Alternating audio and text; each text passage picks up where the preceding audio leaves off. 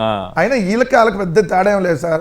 అలాగా అన్న వాళ్ళు పడతారు, శంకర్ జాతర అన్న వాళ్ళు పడతారు, వాళ్ళు వెళ్ళి బాలకృష్ణ సార్ సార్ అంటారు. సో వీళ్ళు రామారావు గారిని చిత్రీకరిస్తే బాలకృష్ణ ఏమన్నా అంటాడు ఇప్పుడు? అనమానండి.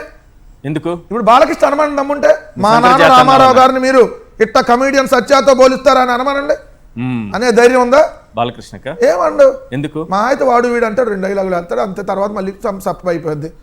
ఎందుకంటే వాళ్ళిద్దరు అన్నదమ్ములు కదా, ఒకళ్ళు దేవుడు ఇచ్చిన అన్న, ఒకళ్ళు దేవుడు ఇచ్చిన తమ్ముడు కదా. సో వాళ్ళిద్దరు ఎమ్మెల్యే కావాలంటే 2029 ఏం చేయాలి? విడిపోతే ఎమ్మెల్యే కూడా కాలేరు. విడిపోతే పవన్ కళ్యాణ్ ఎమ్మెల్యే కాలేడు, విడిపోతే లోకేష్ ఎమ్మెల్యే కాలేడు. అప్పుడు ఏం చేయాలి? అలాగా అన్న భరించాలి, శంకర్ జాతన భరించాలి, కొట్టినా భరించాలి, తిట్టినా భరించాలి. ఇలా అవమానంగా అవహేళనగా చూపించినా ఒకళ్ళనొకళ్ళు భరించుకుంటారు. ఈ మధ్యలో పిచ్చోళ్ళు ఎవరో తెలుసా? ఈ ట్వీట్లు పెట్టుకొని ఒకరినొకటి తిట్టుకుంటారు చూడండి. ఇలా బీపీలు వచ్చి సాయంత్రం కొద్దిగా ఎక్కువ వేసి పడుకుంటారు. అంత మించి జరిగేదే ఉండదు. వాళ్ళు బాగానే ఉంటారు పైన. కాదండి మీరు చెప్పండి, ఇప్పుడు లోకేష్ మాట్లాడి అడగగలడా?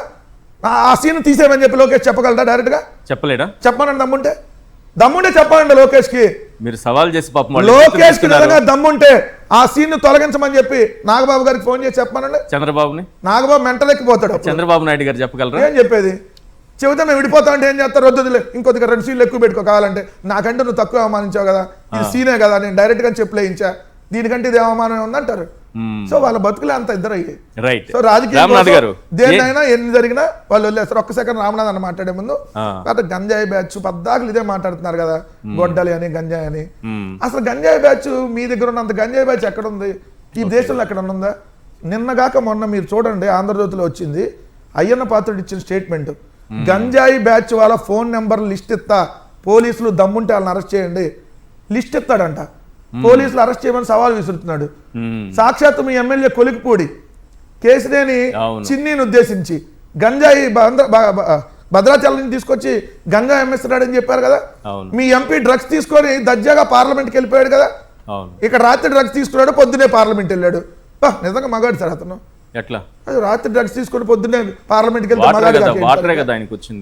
వాటర్ వచ్చింది టెస్ట్ లో వాటరే వచ్చింది. అదే అయితే యూరిన్ వస్తుంది, ఆయనకి వాటర్ వచ్చింది. అక్కడికి వెళ్ళి ఆయన మామూలుగా వాటర్ తాగాడు, అందరం గంజాయి తీసుకుంటే ఆయన వాటర్ తీసుకున్నాడు. ఆయన యూరిన్ లో వాటర్ ఎట్లా వస్తుంది సార్? ఓన్లీ వాటర్ వస్తుంది, మనం తీసుకెళ్ళి. అది కాదు సార్, వాళ్ళు నిజంగా ఇట్లా ఉంటుంది. వాళ్ళు మరి ఎవరు గంజాయి బ్యాచ్ చెప్పాలి. రైట్ రామ్నాథ్ గారు.